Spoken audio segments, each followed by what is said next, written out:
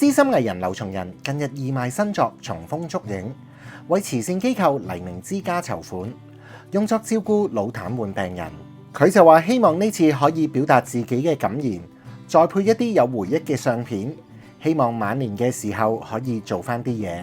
我出本新書咧，就其實唔係因為出呢本書而寫嘅，係好多年前我一路有寫低啲嘢，同埋有啲訪問講過嘅嘢，咁就將佢集合埋之後咧，就揾翻出嚟咁嘅樣。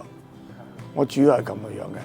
咁我出呢本書嗰陣時候，主要就係想同人哋分享咯，等人哋即係覺得裏邊啲嘢好似有啲對佢哋嘅生命啊，或者佢哋嘅生活啊，或者佢哋對待呢個年代嗰陣時候嗰啲困惑啊，好似有啲幫助咁。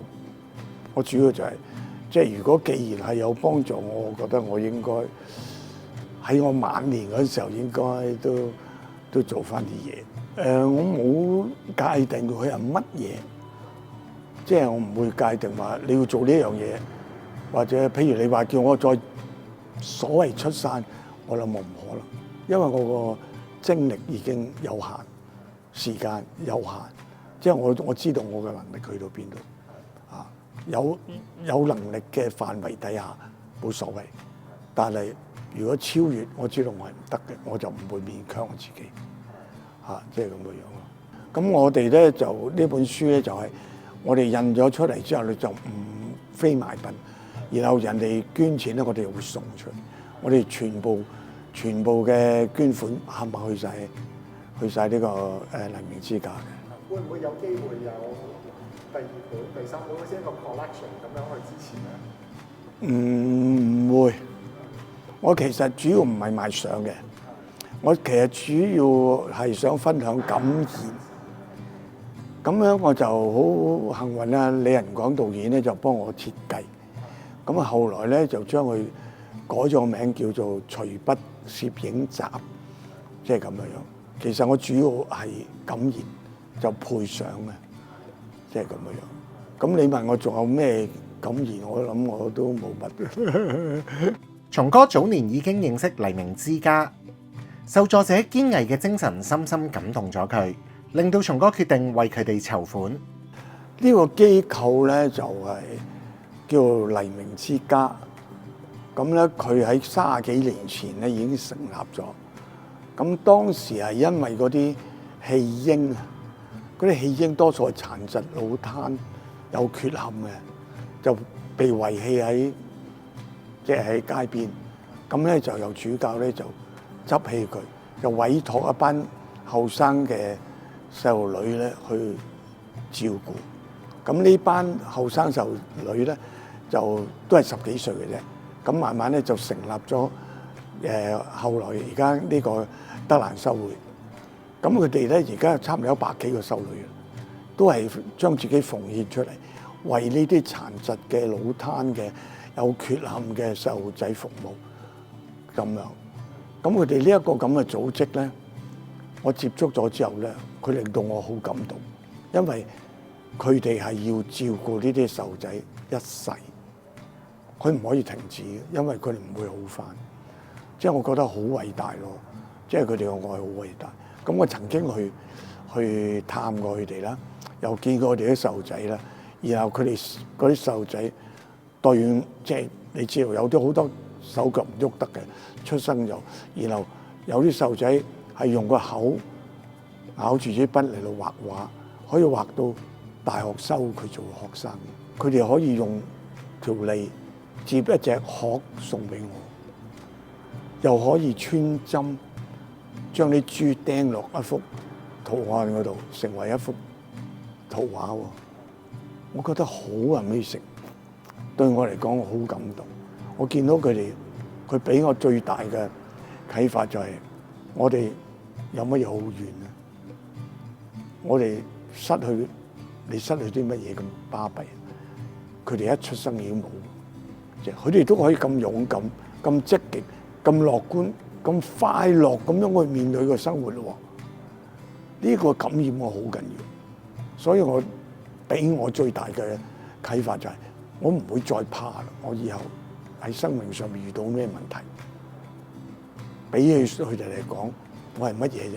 而且佢哋會變成我榜樣，我要好似佢哋咁樣，要好努力咁樣去面對生活、面對生命。所以呢樣嘢令到我覺得好願意為佢哋做啲嘢。我好微不足道其實，不過一個心即係咁嘅樣。適逢聖瑪加利大堂100週年紀念，劉松仁亦將於5月喺堂區舉行講座，分享佢嘅人生觀，同其他兄弟姊妹近距離接觸。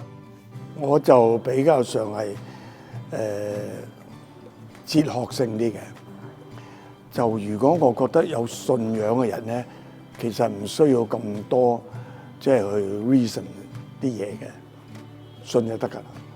即係佢係 powerful 過你面對一啲問題去解決。如果佢信，佢可以冇問題嘅。我覺得就係每一個人都唔同，即係佢哋面對生活上嘅嘢都唔同，因為佢嘅性格唔同。因為佢嘅生活背景唔同，因為佢嘅教育程度唔同，因為各方面嘅唔同，所以形成到唔知邊一樣嘢對佢係幫到佢。我覺得有信仰嘅人咧，佢係好幸福嘅，佢唔需要去理解好多嘢，我就係信就得㗎，即係咁樣。佢哋好幸福㗎，而且我唔敢挑戰佢哋。你應該點啊？呢個因為我諗嘅嘢咧係人諗嘅嘢，佢哋接觸嘅咧係同上天、同天主嘅嘢。咁佢哋高我，即係喺層次上邊高過我好多嘅，我覺得。所以我從來唔敢去挑戰佢哋。誒，你應該點？你講我唔敢㗎。對一啲好有信仰嘅人嘅時候，我唔敢嘅。不過咧，對一啲世俗啲嘅人啊，或者未去到咁有信仰嘅人，我覺得有陣時佢需要用智慧嚟到去面對自己生活嘅困境啊，即係會開解自己啊，即係嗰啲人可能就會有用。就我喺生活上邊啦，喺我拍戲嘅過程上邊啦，喺我嘅生命上面咧，其實我遇過好多好危險嘅，或者係差少少就可以改變咗我成個生命嘅 moment。我每次遇到呢啲事嘅時候，我都會覺得我係好好彩。我覺得佢係好錫我，我覺得佢咁錫我，一定係想我為佢做啲事。所以我喺個生命裏邊咧，喺呢幾十裏邊，我一路都喺度思考緊，或者等待緊，究竟佢想我為佢做乜嘢事？咁到而家晚年咧，我嘅路咧清晰咗好多咯，因為你時間唔多啦。嗱，譬如我舉個例，我後生，我需要揾錢，我要揾幾多錢咧？我唔知喎，梗係越多越好㗎，係嘛？到某個階段之後，你發覺你哋開始唔能夠揾咁多錢咯喎，咁你會點啊？